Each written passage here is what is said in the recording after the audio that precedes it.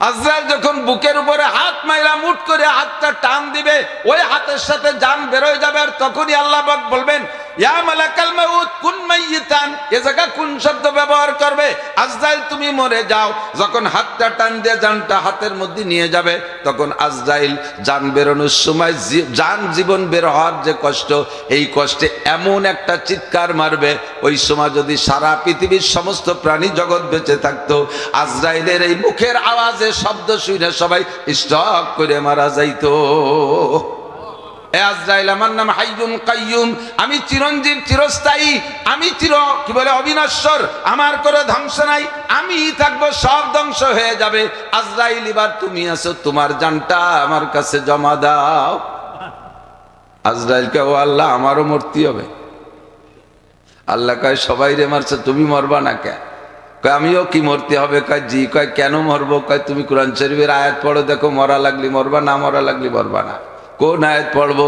কয়, কুল্লু নাফসিন যায়িকাতুল মাউত। সব প্রাণী। তুমি কি প্রাণী না অপ্রাণী? কয়, প্রাণী। তা যদি তুমি প্রাণী হও, তাহলে এই আয়াতের দাবি হলো সব প্রাণী মরণশীল, তোমারও মরতে হবে।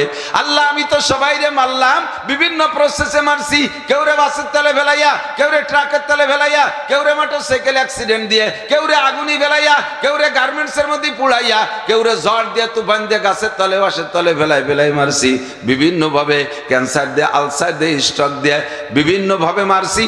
আমি কোন রোগে মরবো? আমারে কিরা মারবে? কি দিয়ে মারবো? আল্লাহ, আমি কি আত্মহত্যা করবো? কয়, জি, তুমি আত্মহত্যা করবা। সিস্টেমটা কি? কয়, তোমার হাতটা বুকের পর নিয়ে মুঠ করে টান দিবা, এ পর্যন্ত তোমার দায়িত্ব, বাকি আমার দায়িত্ব। আজরাইল যখন বুকের উপরে হাত মাইরা মুট করে হাতটা টান দিবে, ওই হাতের সাথে জান বের হয়ে যাবে। আর তখনই আল্লাহ পাক বলবেন, ইয়া মালাকাল মাউত কুন মাইয়িতান। এ জায়গা কোন শব্দ ব্যবহার করবে? আজরাইল, তুমি মরে যাও। যখন হাতটা টান দিয়ে জানটা হাতের মধ্যে নিয়ে যাবে, তখন আজরাইল জান বেরোনোর সময় জান জীবন বের হওয়ার যে কষ্ট, এই কষ্টে এমন একটা চিৎকার মারবে, ওই সময় যদি সারা পৃথিবীর সমস্ত প্রাণী জগৎ বেঁচে থাকতো, আজরাইলের এই মুখের আওয়াজে শব্দ শুনে সবাই স্টক করে মারা যাইতো। কারণ আজরাইল কত বড়, আল্লাহ। মূল বডিতে যদি আজরাইল আত্মপ্রকাশ করে, মূল বডি, আজরাইলের মূল বডি যত বড়, এ যদি আত্মপ্রকাশ করে, সারা পৃথিবীতে যত পানি আছে তার মাথায় ঢেলে দিলি মাথা ভিজে চুলির আগা পর্যন্ত আসবে না। সারা পৃথিবীতে 10 মণ পানি হবে না? কম হবে। সাগর, সমুদ্র, সারা পৃথিবীতে যত পানি আছে, আজরাইলের মাথায় ঢেলে দিলি মাথাটা পুরো ভেসবে না। তাহলে এই আজরাইল কটটুক চিনতে হতে পারে। কাজেই তার মুখের আওয়াজটাও সেরকম হবে। বলতে বলতে চলে আসছি, সব শেষ করে দেওয়ার পরে একমাত্র থাকবে কে? লা ইলাহা ইল্লাল্লাহ। আল্লাহ তাবারাকা ওয়া তাআলা শাহী দরবারে আমাদের পক্ষ থেকে সর্বহালাতে সর্বক্ষণ পাঠাই অসংখ্য শুকর। আমাদের হাজারো নাফরমানি করা সত্ত্বেও যে আল্লাহ পাক রব্বুল আলামিন আমাদের উপরে তার অসংখ্য নিয়ামত অব্যাহত রেখেছেন, রাগ করে আমাদেরকে ধ্বংস করে দেন নাই, সুস্থ রেখেছেন, বাঁচায় রেখেছেন। জাগতিক হাজারো ফিতনার ভিতরে এখনো পর্যন্ত ঈমানের সাথে থাকার তৌফিক দিয়েছেন।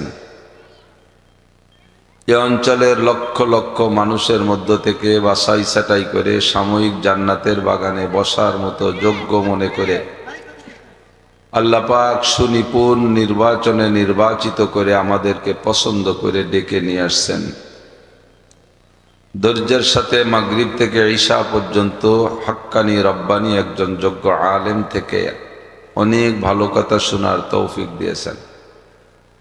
এরপরে ঈশার নামাজ বা জামাত আদায় করে আবারও শেষ অধিবেশনের উদ্দেশ্যে বসার তৌফিক দিয়েছেন। সব মিলাইয়া আল্লাহ পাকের এই বড় ইহসানের শুকর আদায় করি আলহামদুলিল্লাহ।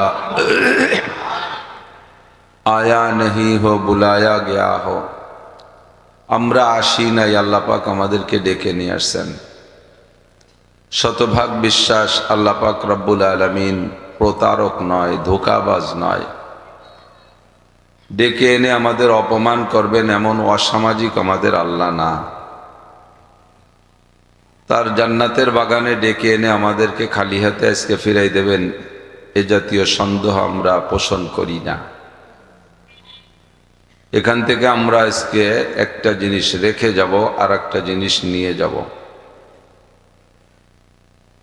রেখে যাব, বাড়ি থেকে আসার সময় অনেক গুনাহ নিয়ে আসছি, সে গুনাহগুলো মাঠে রেখে যাব।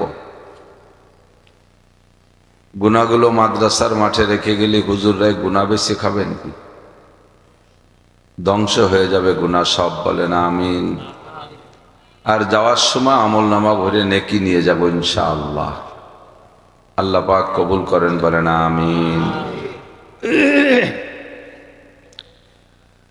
দরাবাল্লাহু মাসালান, কোরআন শরীফে আল্লাহ পাক রব্বুল আলামিন বহু দৃষ্টান্ত পেশ করেছেন।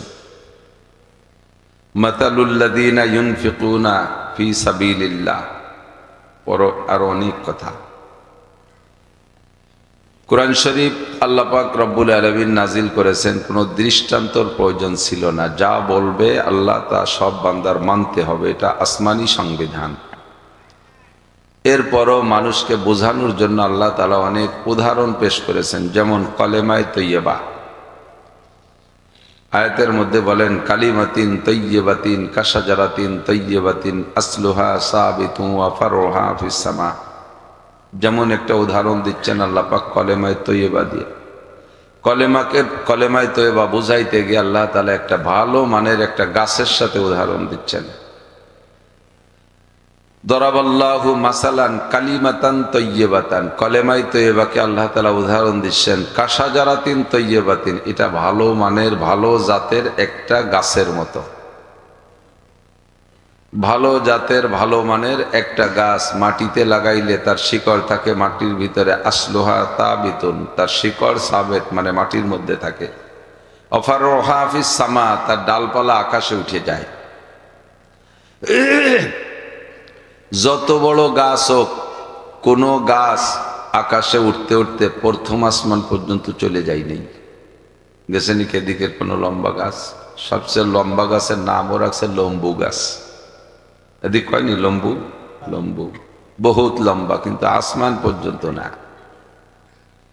আল্লাহ পাক রব্বুল আলামিন বলেন, কলেমায়ে তৈয়বা হলো ভালো মানের ভালো জাতের একটা গাছের মতো। গাছের শিকড় থাকে মাটিতে, তার শাখা প্রশাখা ফাঁকা আকাশের দিকে উঠে যায়। উদাহরণ কেমন? কলেমায়ে তৈয়বাও একটা চারা। প্রত্যেক গাছের চারা লাগাইতে গেলে দেখবেন, বীজ যদি লাগান, অধিকাংশ বীজের ভিতরে দুইটা পার্ট আছে। আমের বীজ দুইটা পার্ট আছে না? বাদাম লাগান, দুইটা পার্ট আছে না? দুইটা পার্ট আছে।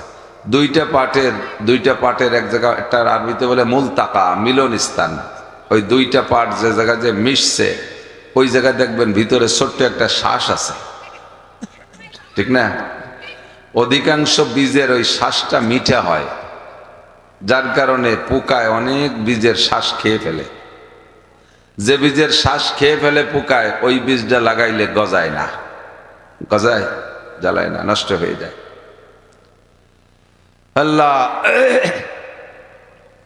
তো ওই বীজটা মাটিতে লাগাইলে সুন্দর, কি বলা হয়, শ্বাসওয়ালা একটা বীজ মাটিতে লাগাইলে পানি দিলে, তোর ভিতরে পানি দিলে, গোড়ায় পানি দিলে সুন্দর করে সময় মতো জ্বালাইলে প্রথম দুইটা পাতা নিয়ে জ্বালায়, গজায়। এরপরে সেখান থেকে ধীরে ধীরে ডালপালা হতে থাকে, আর বাড়তে বাড়তে বহু বড় হয়ে যায়। তেমনি কলেমায়ে তৈয়বারও একটা বীজ আছে, এই বীজেরও দুইটা পার্ট, বীজের দুইটা পার্ট। ওরও একটা শ্বাস আছে, তারও একটা কি আছে? শ্বাস। দুইটা পার্ট কি? অর্ধেক হলো লা ইলাহা ইল্লাল্লাহ, আর অর্ধেক মুহাম্মাদুর রাসূলুল্লাহ সাল্লাল্লাহু আলাইহি ওয়াসাল্লাম। অর্ধেক হলো লা ইলাহা ইল্লাল্লাহ, আর অর্ধেক মুহাম্মাদুর রাসূলুল্লাহ। আপনি ল্যাংড়া আম গাছ লাগাবেন বিদায় বীজ নিয়ে আসছেন, কলব পাওয়া যাচ্ছে না, বীজ নিয়ে আসছেন চুয়াডাঙ্গা, মেহেরপুর ওদিক খুব পাওয়া যায়, ওই জায়গার থেকে বীজ নিয়ে আসছেন। 1 বিঘে জমিতে লাগাইতে 100 বীজ লাগে। কৃষিবিদরা বলছে যেভাবে পরামর্শ দেয়, এতটুকু দূরত্বে লাগাইলে গাছ সুন্দর হয়, আমও ভালো হয়। বেশি পাতলা পাতলা করে লাগালে গাছ ভালো হয়, কিন্তু আপনার লস হয়ে যাবে, গাছ কম হবে, আম কম হবে। আবার বেশি ঘন লাগাইলেও জড়তা সৃষ্টি হবে না। দূরত্ব পরিমাণ হিসাব করে কৃষিবিদদের কাছ থেকে জেনে শুনে 100 বীজ নিয়ে আসছেন। জমি বহুত চেষ্টা করে 1 বিঘে সংগ্রহ করতে পারছিলেন বিদায় 100 নিয়ে আসছেন, কিন্তু আসার পরে ভাগ্যক্রমে আর 1 বিঘে জমি পাইয়ে গেছেন, এক জায়গায় 2 বিঘে জমি হয়ে গেছে। এখন বীজ তো 100, দূরত্ব ঠিক রাখতে হবে। তাহলে কি করা যায়? তাহলে এবার বীজরে ফাইড়িয়া অর্ধেক অর্ধেক করিয়া 2 বিঘে বইতে পরিমাণ মতো দূরত্ব সেট করে লাগাই দিলাম। জ্বালাবে? জ্বালাবে? কোনোদিনও জ্বালাবে না, আমও হবে না। সত্য না মিথ্যা? শতভাগ সত্য। সেম কোয়ালিটি কলেমায় তো এবার সার আর বীজেরও 2টা পার্ট। ফাইড়িয়ে ফাইড়িয়ে যদি অর্ধেক অর্ধেক করে লাগান তাহলে হবে না। এক দলে লা ইলাহা ইল্লাল্লাহ লাগাইছে, আর এক দলে মুহাম্মাদুর রাসূলুল্লাহ লাগাইছে।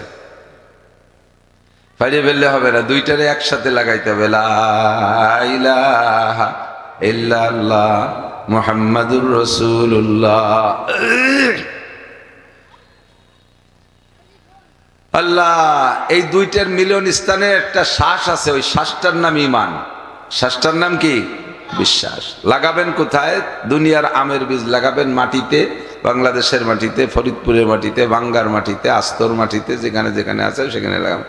কিন্তু কলেমায় তো এবার বীজ লাগাবেন কোন জায়গা? বাঙ্গার বেলির মধ্যে, পদ্মাশ্বরের পর কলবের মধ্যে। কোন জায়গা? আলা ইন্না ফিল জাসাদি লামুদগাহ ইযা সালুহাত সালুহাল জাসাদু কুল্লুহু ওয়া ইযা ফাসাদাত ফাসাদাল জাসাদু কুল্লুহু আলা ওয়া হিয়াল কলব। আমার আপনার ঈমানের বীজ লাগানোর জন্য যে মাটি লাগবে সেই মাটির নাম হলো কলব। শরীরের ভিতরে, সিনার ভিতরে, বুকের মধ্যে বাম দুধের 2 আঙ্গুল নিচে ভিতরে ছোট্ট একটা গোশতের টুকরা আছে, ওইটার মধ্যে ঈমানের বীজ লাগাইতে হবে। দুনিয়ার বীজ লাগাইয়া শুকনো খড়খড়িয়ে মাটিতে বিছিয়ে একটা লাগাইতেলেন, পানি পুনি দিলেন না, জ্বালাবে? শুয়ে মরে যাবে না? ভিতরে নষ্ট হয়ে যাবে। তাহলে তারও পানি দিয়ে বাঁচাইতে হয়, আর এই ঈমানের চারারও অত পানি দিয়েই বাঁচাইতে হবে। দুনিয়ার বীজরে দুনিয়ার পানি দিয়ে বাঁচাইতে হয়, আর ঈমানের বীজ বাঁচানোর জন্য স্যালো মেশিন বুহির পর ধরিয়া যদি পানি মারে দিন ভরে, জ্বালাবে নাকি কোনো দিন? ওর পানিও আলাদা, ওর পানি আল্লাহ তৈরি করে দিয়েছে 2টা চোখের মধ্যে। এর পানি কোন জায়গা? 2টা চোখের মধ্যে। চুবারারান্দাস পাশিমানিয়ানিন আরশালার জাদাজ আনিনুল মুজনিবিন। বান্দা যখন আল্লাহর জিকির করতে করতে চোখ থেকে পানি বের করে, আল্লাহ পাকের আরশ বহন করে 8 জন ফেরেশতা আছে। ওয়া ইয়াহমিলু আরশা রাব্বিকা ফাওকাহুম ইয়াওমাইযিন সামানিয়া। আল্লাহর 8 জন ফেরেশতা আল্লাহর 8টা খুঁটি ধরে উঁচু করে রেখেছেন। কন্যা সুবহানাল্লাহ। ওই 8 জন ফেরেশতা যদি খুঁটি ছাড়িয়ে দেয় তাহলে আল্লাহর আরশ ভাঙ্গে চুরে বাংলাদেশের উপরে পড়বে। কি মনে হয়? বুঝতে পারেন না কি কইছি? ফেরেশতারা 8 জন ফেরেশতা আল্লাহর আরশের 8টা খুঁটি ধরে উঁচু করে রাখছে। আল্লাহ সেই আরশের উপরে আছে। আস্তাওয়া আলাল আরশ। আজকে ঈশার নামাজের ভিতরে যে আয়াত পড়ছে তার ভিতরে পাইলাম আল্লাহ তাআলা সবাইকে সৃষ্টি করে টরে দিয়ে 7টা আসমান জমিন বানাই টানাই দিয়া সূর্য চন্দ্র সব বানাই দিয়া ইস্তাওয়া আলাল আরশ, আরশে আজিমে যাইয়া তার ওয়াসিয়া কুরসিয়ুহুস সামাওয়াতি ওয়াল আরদ, আরশের উপর আল্লাহ একটা চেয়ার তৈরি করেছেন। সেই চেয়ারের উপর আল্লাহ যেমন বসা দরকার সেরকম বসে আছে। বলেন না সুবহানাল্লাহ। ও জায়গায় আল্লাহর বড় বড় আমার মতো 2খান পা থাকতে হবে, এরকম হাত থাকতে হবে, আঙ্গুল থাকতে হবে, চোখ থাকতে হবে, শরীর অঙ্গ প্রত্যঙ্গ থাকতে হবে। যেমন ফাউল সরকার কইছে বলে নাকি? এই ফাউল সরকার একটা ভয় দেওয়া হয়েছে না? এই ফাউল সরকার সে বলে কইছে আল্লাহর অঙ্গ প্রত্যঙ্গ মানুষের মতো সমস্ত অঙ্গ যেগুলো উচ্চারণ করা যাচ্ছে না সেগুলো সে গানের মধ্যে উচ্চারণ করে করে বলছে। এটা বাউল না ফাউল? সবাই কমেন না। আপনারা কি ভক্ত আছেন নাকি ওরাও জানি না। বাউল না ফাউল? ইমানদার না বেঈমান? এক করে নগদ মুরতাদ। নগদ মুরতাদ যেমন থাকা দরকার সেরকম। যা আমরা ইমানে মুজমালের মধ্যে পড়েছি। বলেন আমানতু বিল্লাহি কামা হুয়া। বলেন আমানতু বিল্লাহি কামা হুয়া। বিশ্বাস করি আল্লাহকে। কোন কোন হালাতের পর বিশ্বাস করো? কামা হুয়া, যেমন তেমন। আমার জানার দরকার নাই তার কত বড় মাথা, তার কত বড় পাছা, তার কত বড় হাত, তার কত বড় কি অঙ্গ। আল্লাহ নাউজুবিল্লাহ, এই সবগুলো আমার বলা উচ্চারণ করাবার নাই। কামা হুয়া, যেমন তেমনই তিনি। বিআসমাইহি, তার অনেক নাম আছে, সব নাম আমি বিশ্বাস করি। ওয়া সিফাতিহি, তার অনেক গুণ আছে, এটা বিশ্বাস। ওই যে লা ইলাহা ইল্লাল্লাহ মুহাম্মাদুর রাসূলুল্লাহ 2টা পাট মিশার যে গুড়া না, ওই জায়গায় শ্বাসটা আছে, এই শ্বাসগুলো হলো এইগুলো। কামা হুয়া বিআসমাইহি ওয়া সিফাতিহি, সে তিনি তেমন যেমন তেমন, তবে তিনি বলেছেন আমার কুরসি আছে, তিনি বলেছেন আমার স্টেজ আছে, তিনি বলেছেন আমি আমার কুরসিতে বসি, বা সেই হালাতে সে যেমন আছে সেরকম। তবে এই আরশকে বহন করে রাখার জন্য 8 জন ফেরেশতা আছে, 8টা খুঁটি আছে। এই 8 জন ফেরেশতা 8টা খুঁটি ধরে রাখে। আল্লাহু আকবার। হাসরের মাঠে কিয়ামত যখন হয়ে যাবে, দুনিয়া যখন ধ্বংস হয়ে যাবে, ধ্বংসের সময় আজরাইল আলাইহিস সালাতু ওয়াস সালামকে আল্লাহ পাক বলবেন, আজরাইল কতদূর কি মারছো টারছো, দুনিয়া কেউ বেশি টেসি আছেন একবার কোনো জায়গা না, সব শেষ? করলে সব শেষ করে দিছি, কিচ্ছু নাই, একেবারে প্রাণী সব শেষ। বলে হ্যাঁ ভাঙ্গা গেছিলে ও জায়গা, ওই যে ব্রিজের তল যে কোনো জায়গা লুকাই ফুলে আসে নাকি কেউ? সে ভাঙ্গাই তো নাই, মাটি তো মাটিও নাই। যেমন কিরা কিরা আছে, কয় নাহনু সালাসাতা আশার, আমরা 13 জন আছি। কয়জন? 13 জন। কেডা কেডা? এই সামানিয়া তোমার আরশ বহনকারী 8 জন, ওয়ানাহনু আরবা, আর আমরা 4 জন, জিব্রাইল মিকাইল ইসরাফিল আজরাইল, এই 12 জন, ওয়া আনতা তুমি আছো, এই 13 জন আছি। আর সব শেষ শেষ করে দিছি। আল্লাহ কয় সর্বপ্রথম ওই বড় তুমি বাদে বড় 4 জনের 3 জনের জান কবজা করে দাও। যাই এই পয়লা জিব্রাইল অ্যাটাক করছে, জানটা বের করে দিয়েছে, ইসরাফিলকে ধরছে, যার ফুতে দুনিয়া শেষ, সে ইসরাফিলকে মেরে দিয়েছে। সারা দুনিয়ার মেঘ পরিচালক খাদ্যমন্ত্রী মিকাইল আলাইহিস সালামকে ধরছে, সবগুলো শেষ। 3 জনের জান জমা দিয়ে আল্লাহ পাক এবার জিজ্ঞাসা মানান আলান মা বাকিয়া, এখন কারা কারা আছে? নাহনু আশার, আমরা 10 জন আছি। 10 জন কেডা কেডা? কয় সামানিয়া হামিলাতুল আরশ, আরশ বহনকারী 8 জন, ওয়া আনতা ওয়া আনা, তুমি আর আমি, এবার 10 জন আছি। আল্লাহ এবার বলবেন যে তাহলে এবার ওই আরশ বহনকারী 8 জনের জান কবজা করে দাও। এই বসে বাচ্চারা কথা কয় একটু ঠেকান। আরশ বহনকারী 8 জনকে শেষ করো, তাদের জান জমা দাও। তো তখন আজরাইল আলাইহিস সালাম বলবেন, আল্লাহ এই আরশ বহনকারী 8 জন তো তোমার আরশ উঁচু করে রাখছে, ওদেরকে যদি মাইরে দেই তাহলে আরশের খুঁটি ছেড়ে দেবে, তোমার আরশ তো নিচেই পড়ে যাবে। আল্লাহ পাক রব্বুল আলামিন তখন বলবেন আজরাইলকে, ইকরা সূরাত ইখলাস, সূরা ইখলাস পড়ো। সূরা ইখলাস আপনারা পারেন পড়তে? সূরা ইখলাস, কুল হুয়াল্লাহু আহাদ আল্লাহুস সামাদ, কুল হুয়াল্লাহু আহাদ আল্লাহুস সামাদ, বলো ওই আল্লাহ এক একক, আল্লাহুস সামাদ, আল্লাহ পাক মুখাপেক্ষী, কাহারো কাছে ঠিকানা। তুমি যদি মনে করো আরশ বহনকারী 8 জন আরশের খুঁটি ছেড়ে দিলে আমার আরশ নিচে পড়ে যাবে, তাহলে তো আমি এতদিন পর্যন্ত 8 জনের কাছে ঠেকা ছিলাম। আমি আল্লাহ বলেছি কুল হুয়াল্লাহু আহাদ আল্লাহুস সামাদ, আমি আল্লাহ কাহারও মুখাপেক্ষী না, কাহারও কাছে ঠেকানা। ওই 8 জনের কাছে আমি ঠেকানা, কাহারও কাছে ঠেকানা। তোমাদেরকে ব্যবহার করেছি, আজরাইল তোমারে ব্যবহার করেছি, মাত্র ব্যবহার করেছি প্রাণী জগতের জান কবজা করার জন্য। জিব্রাইলকে ব্যবহার করেছি বার্তা বহনের জন্য, মিকাইলকে ব্যবহার করেছি পানি বর্ষানোর জন্য, আর ইসরাফিলকে ব্যবহার করেছি যা দুনিয়াকে সিঙ্গার ফুক দিয়ে ধ্বংস করার জন্য। তোমাদের কেউরে যদি ব্যবহার নাও করতাম, আমি আল্লাহ পাকের কুদরত আছে, ওয়াইদা আরাদা শাইআন আইয়াকুলা লাহু কুন ফায়াকুন, আমি যে কোনো কাজ করার ইচ্ছা করলে দুনিয়ার কেউরে লাগে না, ফেরেশতা জগৎ লাগে না, জিন জগৎ লাগে না, কোনো আসবাব লাগে না, শুধুমাত্র 2টি হরফ বলতে যে দেরি, সঙ্গে সঙ্গে হইতে একটু দেরি হয় না। 2টি অক্ষর হলো, 2টি অক্ষরে মিলিত একটা হরফ, তার নাম হলো কাপনুন পেশ। কাপনুন পেশ কোন, কোন কইলে সব হয়ে যায়। আজরাইল তুমিও মনে করো না লক্ষ লক্ষ কোটি কোটি প্রাণী ধ্বংস করছো তুমি, সবার জান তুমি আনছো, তোমারে না বানাইলে বুঝি এগুলো আমি মারতে পারতাম না, আমি তোমারে আনতে তোমার এই জানগুলো আমি কবজা করতে পারতাম না, তুমি তা মনে করো না। সবাই রে আমি আল্লাহ কোন দিয়ে শেষ করতে পারি, কোন দিয়ে তৈরি করতে পারি, কথা বলেন ঠিক কি ঠিক না? রাজা বলো, বাদশা বলো, ডোনাল্ড ট্রাম্প বলো, নেতানিয়াহু বলো, জো বাইডেন বলো, মোদি বলো, আর যত গদি বলো, যা কিছু আছে সবগুলোকে ধুলাই দিতে আমার আজরাইল লাগে না, মাত্র কোন শব্দ বলবো সব ধ্বংস হয়ে যাবে। বলুন ঠিক কি ঠিক না? কাজী তোমার যে আকীদা আমাকে বহন করে রাখছে 8 জন ফেরেশতা, এরা ছেড়ে দিলে আমি পড়ে যাব, এর থেকে তুমি ফিরে আসো। আমি দুনিয়ার দেবদেবীর মতো নয়, দুনিয়ায় এক শ্রেণী মানুষ দেবদেবীকে পূজা পাঠ করে, যার পূজা করে তারই তারা নিজ হাতে বানায়। তখন যাকে পূজা করে তাকে নিজ হাতে বানায়, আবার তার সামনে সেবা দেয়। তারা কত দুর্বল, নিজেরা নিজেদের অস্তিত্ব তৈরি করতে পারে নাই মাবুদরা। বছরের শেষে রং উঠে যায়, হ্যাঁ বছরের শেষে রং উঠে যায়, মিস্ত্রিয়া দিয়ে রং দেয়া লাগে। বছর খানিক যদি ফাঁকা জায়গায় থাকে, গা গতর দুর্বল হয়ে যায়, সুজায় দাঁড়ায় থাকতে পারে না, পিছন দিয়ে বাস একখান ঢুকোই দিয়ে তিন দিক দিয়ে তিন খেঞ্জে বান্ধে ঠেলি রাখা লাগে। আমি আল্লাহ ওই রকম দুর্বল না, আমারও রং আছে, তোমাদের দেবদেবীরও রং আছে। সিবগাতাল্লাহি আমানা হাসানু মিনাল্লাহি সিবগা, তোমাদের দেবদেবীর রং আছে, বছরের শেষে উঠে যায়। আমি আল্লাহর রং আছে, এই রঙের মতো জগতে কোনো রং নাই, আমার রং কোনো দিন ওঠে না। কথা বলুন ঠিক কি ঠিক না? আমি কোনো দিন দুর্বল হই না, আমার কোনো ফাইস্তে বাস বাদায় ঠেলে রাখা লাগে না। কাজে আজরাইল, তুমি যে ধারণায় ছিলে ওখান থেকে ফিরে আসো। জি আল্লাহ, আমার ধারণার থেকে ফিরে আসছি। জি এবার কি করব? কয় ওই 8 জন রে মাইরা দাও। সেই 8 জনের জান কবজা কইরা আল্লাহর কাছে জমা দিবে।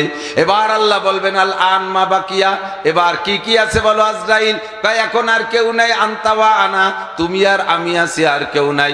আল্লাহ পাক বলবেন কুল্লু শাইন হালিকুন ইল্লা ওয়াজহুল্লাহ। এ আজরাইল, আমার নাম হাইয়ুন কাইয়ুম, আমি চিরঞ্জীব চিরস্থায়ী, আমি কি বলে অবিনশ্বর, আমার করে ধ্বংস নাই, আমি থাকবো, সব ধ্বংস হয়ে যাবে। আজরাইল এবার তুমি আছো, তোমার জানটা আমার কাছে জমা দাও। আজরাইলকে, ও আল্লাহ আমারও মরতে হবে। আল্লাহ কয় সবাই রে মারছে, তুমি মরবা না কে? কয় আমিও কি মরতে হবে? কয় জি। কয় কেন মরবো? কয় তুমি কোরআন শরীফের আয়াত পড়ো, দেখো মরা লাগলি মরবা, না মরা লাগলি মরবা না। কোন আয়াত পড়বো? কয় কুল্লু নাফসিন যায়কাতুল মাউত। সব প্রাণী, তুমি কি প্রাণী না অপ্রাণী? কয় প্রাণী। তা যদি তুমি প্রাণী হও, তাহলে এই আয়াতের দাবি হলো সব প্রাণী মরণশীল, তোমারও মরতে হবে। আল্লাহ, আমি তো সবাই রে মারলাম, বিভিন্ন প্রসেসে মারছি। কেউ রে বাসের তলে ফেলাইয়া, কেউ রে ট্রাকের তলে ফেলাইয়া, কেউ রে মোটর সাইকেল অ্যাক্সিডেন্ট দিয়ে, কেউ রে আগুনি ফেলাইয়া, কেউ রে গার্মেন্টসের মধ্যে পুড়াইয়া, কেউ রে ঝড় দিয়ে তুফান দিয়ে গাছের তলে বাসের তলে ফেলাই মারছি।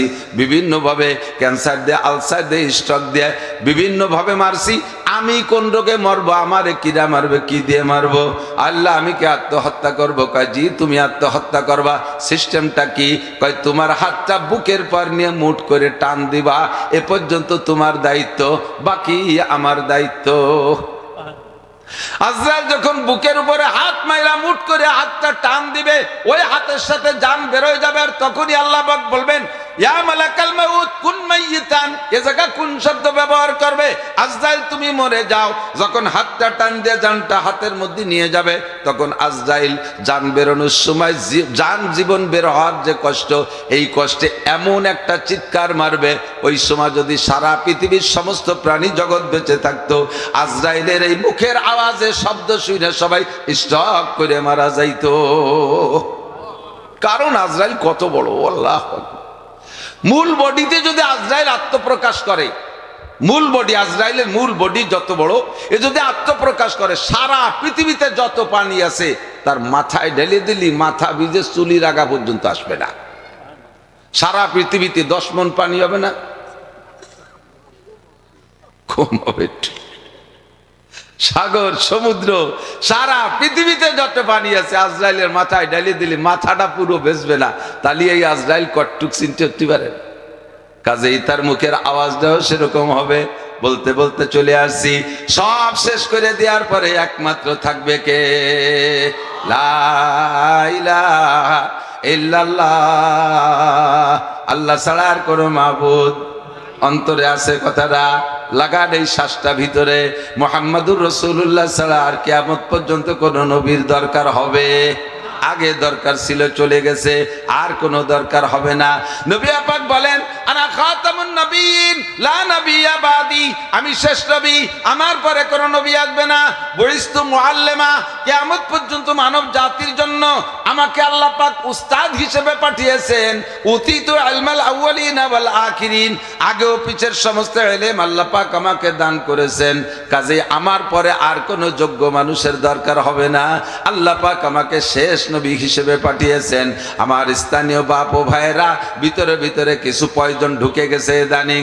আমাদের এই ভাঙ্গাও ঢুকছে, গোপালগঞ্জ ঢুকছে, বাংলাদেশের সব থানা জেলায় ঢুকে গেছে। আর একটা পয়জন, আর একটা 16 পয়জন, ওইটা হলো গোলাম আহমদ কাদিয়ানির ভক্ত।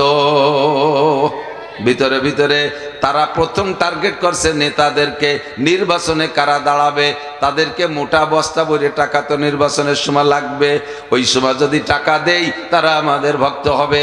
একদিকে নেতা, অপরদিকে আমাদের ভক্ত। এবার নেতা যদি আমাদের টাকা খাইয়া মাল খাইয়া ভক্ত হইয়া যায়, ওই এলাকার সাধারণ পাবলিক নেতার এগেনস্টে কথা বলবে না।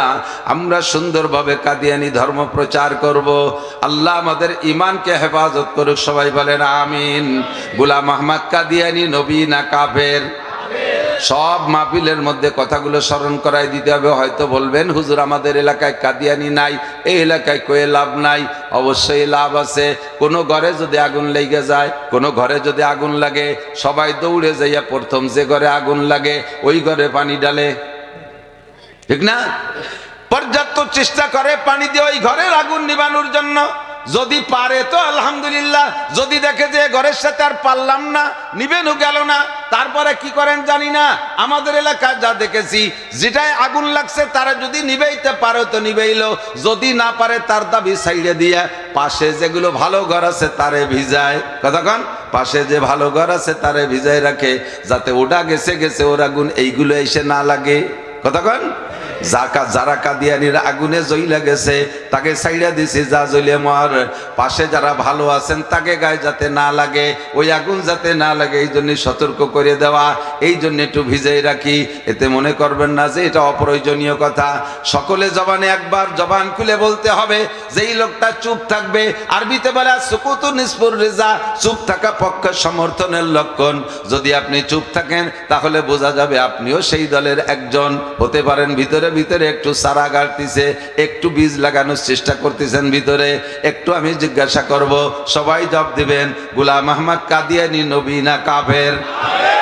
করে যারা কাফের না মানে তারাও, যাদের হাতে কলম আছে তাকে কাফের বলে স্বীকৃতি দেওয়ার জন্য, যাদের হাতে কলম আছে তারা কলম দিয়ে লিখে দিলি পারে বাংলার জমিনে কাদিয়ানি বসবাস করবে, তবে মুসলিম নামের সাথে নয়। তারা নিজেদের পরিচয় দেয় আহমদি মুসলিম জামাত। আরে আহমদি বলতে পারো, মুসলিম বলতে পারবা না।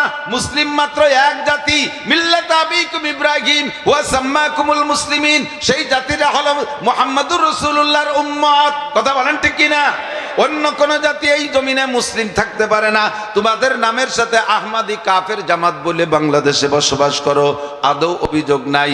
তোমরা এদেশের সন্তান, জন্ম নিয়েছে তোমাদের, তোমরা এই জগতের ভোটার। তোমরা কেউ না কেউ ভোট দিলে তার কিছুটা উপকার হবে।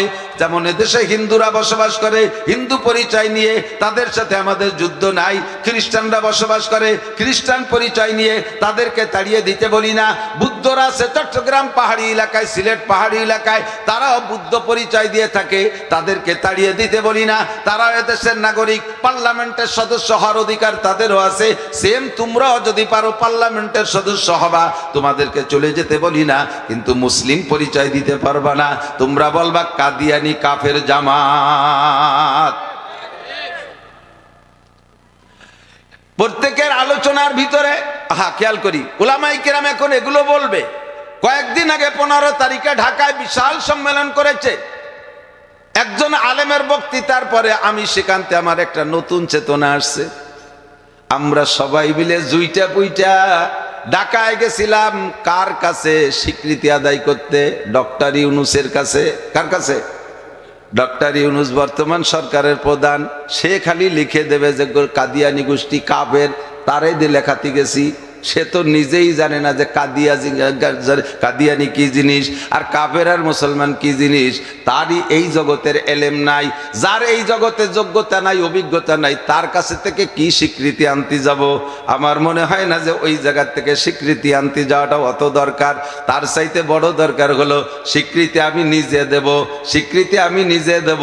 কোন জায়গার থেকে দিলি স্বীকৃতি হয়? জাতীয় সংসদে বিল আকারে উত্থাপন কইরা তারপরে বিলটা পাশ করার নাম হলো মূল স্বীকৃতি। কথা বলেন ঠিক কি ঠিক না? যাদের কাছে স্বীকৃতি চাই, কাফের স্বীকৃতি চাই, তারা এই বিষয়টা বোঝেই না। আমাকে সংসদে যেতে হবে, সংসদে যাইয়া পার্লামেন্ট তৈরি করতে হবে। উলামায়ে কেরামের আলেম উলামারা যে সংসদ দখল কইরা ওই জায়গা থেকে আমরা স্বীকৃতি দেব কাদিয়ানিরা কাফের, তাহলে আর কের কাছে মুনাজাত করা লাগবে না। কথা বলেন ঠিক কি ঠিক না? এমন সুযোগ নেওয়া দরকার আছে না নাই? একটু বলেন আছে? পিছনে যারা সরকার চলে গেছে কোন সরকারের নাম ধরে সমালোচনা করি না, প্রত্যেক সরকারের কাছে হুজুররা এইভাবে চাইয়ে আইছে, সে সরকার নিজেই বোঝে না এরা কাফের না বেঈমান। ওদিকে পশ্চিমেরা কয় যে সাবধান, নো ঠক বাট উস্কুত, ইংরেজি বাংলা মিলেই আরবি ইংরেজি, নো টক বাট উস্কুত, কথা কবা না, চুপ থাকো, এরা যা করতেছে করতে দাও, নইলে কিন্তু এদিকে ফ্লাইট মিস করাই দেব, পশ্চিম দিক মোটে উড়তেই দেব না। বা সব চুপ করে গেছে, অথচ সব নেতা নেত্রীর উড়ন্ত পশ্চিম দিক। পশ্চিম দিক না, ইংল্যান্ডও পশ্চিম দিক, ইউরোপও পশ্চিম দিক, জাপান কি বলা হয় জার্মান পশ্চিম দিক, আমেরিকা পশ্চিম দিক, সব যায় দুবাই টুবাই, যেখানে দাঁড়ায় বর্তমানে যে আপদ বিপদ। এই সময় তো বাংলাদেশের নেতারা মহাজেরে দুবাই, মহাজেরে ইন্ডিয়া, মহাজেরে আমেরিকা, মহাজেরে ইংল্যান্ড, কয় পশ্চিম দিক ওড়া বন্ধ করে দেব। কাদিয়ারীদের বিপক্ষে কথা বললে কোন নেতা ঘা করতে সাহস পাই নাই, এই নেতারাও পারবে না, এরাও পশ্চিমাদের পা চাটা। কথা বলেন ঠিক ঠিক না? এরাও পশ্চিমাদের গোলাম, যারা আমরা পশ্চিমাদের গোলাম না, আমরা মক্কা মদিনার গোলাম, আমরা আল্লাহ পাকের গোলাম। আমাদের সংসদে যাইয়া কলম দিয়ে লেখে যদি তাদের কাফের স্বীকৃত করতে হয়, তাহলে ওই কলমটা হাতে নিতে হবে আমাদের। কথা বলেন ঠিক না? এই জায়গা কৃপণতা করলে সর্বনাশ। সরে চলে আসছে, অনেক দূর জায়গা মতো চলে যাই। আল্লাহু আকবার। আল্লাহ পাকের আরশের খুঁটি কয়টা? 8টা। এই 8টা খুঁটি ধরে আছে 8 জন ফেরেশতা। চুবারার আন্দাজ পাশিমানি আনিন আরশেলার জাদাজ আনিনুল মুজনিবিন। আপনি যখন জিকির করেন লা ইলাহা ইল্লাল্লাহ কইয়া যখন জিকির করেন, মাঝে মাঝে পড়বেন মুহাম্মাদুর রাসূলুল্লাহ, এই ঈমানের চারা লাগাইতেছেন আপনার সিনার ভিতরে। আর জিকির করতে করতে দেখবেন এক পর্যায়ে চক্ষু থেকে পানি চলে আসছে। বান্দার চোখ থেকে যখন পানি আসে, ওই আরশ বহনকারী 8 জন ফেরেশতার হাতের মধ্যে খুঁটি 8টা কাঁপতে থাকে, থরথর করে কাঁপে। 8 জন ফেরেশতা বলে, আল্লাহ জমিনে ভূমিকম্প হয়, তোমার আরশেও কি ভূমিকম্প হয়? আরশ কম্পন হয় নাকি? আরশ কাঁপে কেন? খুঁটি কাঁপে কেন? আল্লাহ পাক বলে, জমিনে আমার এক বান্দা, বাড়ি তার ভাঙ্গা, শরীফাবাদ বাড়ি, ছোট্ট একটা কুড়ে ঘরের মধ্যে, এই গভীর রাত্রে উইচা, শেষ রাত্রে উইচা, তাতাজাফা জুনুবুহুম আনিল মাদাজি ইয়াদউনা রাব্বাহুম খাওফান ওয়া তামা। আমি আল্লাহর ভয়ে, জান্নাতের আশায়, জাহান্নামের ভয়ে, গুনার দিকে তাকাইয়া গদগদ করে কাঁদতেছে, চোখের পানি বেরিয়ে আসে। ওর চোখের পানির স্রোতে তোমাদের হাতের মধ্যে খুঁটি কাঁপতেছে। প্রবল স্রোতের ভিতরে যদি বাঁশ গাড়া থাকে, থরথর করে কাঁপে। দেখছেন না, স্রোতের মধ্যে বাঁশ গাড়া থাকলে কাঁপে। ওর চোখের পানিতে, স্রোতে তোমাদের হাতের মধ্যে খুঁটি কাঁপতেছে। আল্লাহ চোখ থেকে কি পরিমাণ পানি বের হইছে? কয় মাত্র 2 ফোঁটা। 2 ফোঁটা পানিতে এত শক্তি? কয় হাত আর 2 ফোঁটা পানিতে এত শক্তি। তাহলে খুঁটি কম্পন থামবে কিভাবে? আমি যদি তারে মাফ করে দেই, তাহলে খুঁটির কম্পন থেমে যাবে। ফেরেশতারা সুপারিশ করবে, আল্লাহ তুমি তোমার বান্দারে মাফ কইরা দাও, নইলে আমাদের হাতে থেকে খুঁটি সইটা যাবে। আল্লাহ পাক বলেন, তোমাদের সুপারিশে আমার বান্দার জীবনের সব গুনাহ মাফ কইরা দিলাম। আল্লাহু আকবার। সে যখন একবার পড়ে লা ইলাহা ইল্লাল্লাহ মুহাম্মাদুর রাসূলুল্লাহ তামলাউ মা বাইনাস সামাই ওয়াল আরদ, একবার কলিমা তয়্যিবা পড়লে আসমান জমিনের মাঝখানের সমস্ত ফাঁকা জায়গা নেকিতে ভরপুর হইয়া যায়। দোস্তরে, দুনিয়ার গাছরে বাঁচাইতে পানি দেওয়া লাগে, আপনার ইমানের সারারে বাঁচাইতে পানি দেওয়া লাগে। এই পানি চোখ থেকে বের হবে, গালের উপর দিয়ে বেয়ে গিয়ে, দাড়ির উপর দিয়ে বেয়ে গিয়ে নিচেই পড়বে না। যদি সোজা হয়ে জিকির করেন, যেভাবেই করেন, সর্বপ্রথম সিনার উপরে পড়ে, যেই সিনার মধ্যে কলেমার চারা লাগানো আছে। কথা বলুন ঠিক কিনা? এবার 2টা পাতা বের হইছে। ওই 2টা পাতার অর্ধেক হলো লা ইলাহা ইল্লাল্লাহ, আর অর্ধেক হলো মুহাম্মাদুর রাসূলুল্লাহ। এর মধ্যে থেকে আবার 7 খান ডাল বের হয়। সর্বপ্রথম 7 খান ডাল বের হয়। এই 7 খান ডাল আমরা ইমানে মুফাসসালের মধ্যে পড়ি, আমানতু বিল্লাহি, পড়বেন একবার, আমানতু বিল্লাহি ওয়া মালাইকাতিহি ওয়া কুতুবিহি ওয়া রুসুলিহি ওয়াল ইয়াউমিল আখিরি ওয়াল কদরি খাইরিহি ওয়া শাররিহি মিনাল্লাহি তাআলা ওয়াল বাসি বাদাল মাউত। এইটা হলো প্রথম 7 খান ডাল। নবী পাক বলেন, লিল ঈমানে বিদুমা সাবউনা শুবা, ঈমানের 77টা ডাল আছে। সর্বপ্রথম বের হইছে কয়খান ডাল? 7 খান ডাল। 2 খানের ভিতরে থেকে 7 খান বের হইছে। এই 7 খানের পর থেকে এক খানের থেকে 10টা করে ডাল হবে। এই 7 আর ওই 7 10 কে 70, মোট 77টা ডাল হবে। এই 7টা ডালের প্রতি বিশ্বাস তৈরি করেন। শুধু তরজমা বলে ওয়াজের দিকে চলে যাব। 7টা ডালের একটা হলো আমানতু বিল্লাহি, বিশ্বাস করি কাকে? ওয়া মালাইকাতিহি, ফেরেশতা আছে না নাই? আমি দেখি আর না দেখি ফেরেশতা আছে। নবী পাকের এক সাহাবা নবী পাককে বলতেছেন, ইয়া রাসূলুল্লাহ ইন্নী ইমরুউম মুমিনুন সাদিক, হুজুর আমি আপনার পাক্কা ঈমানদার উম্মত, আল্লাহর একজন পাক্কা ঈমানদার বান্দা আমি।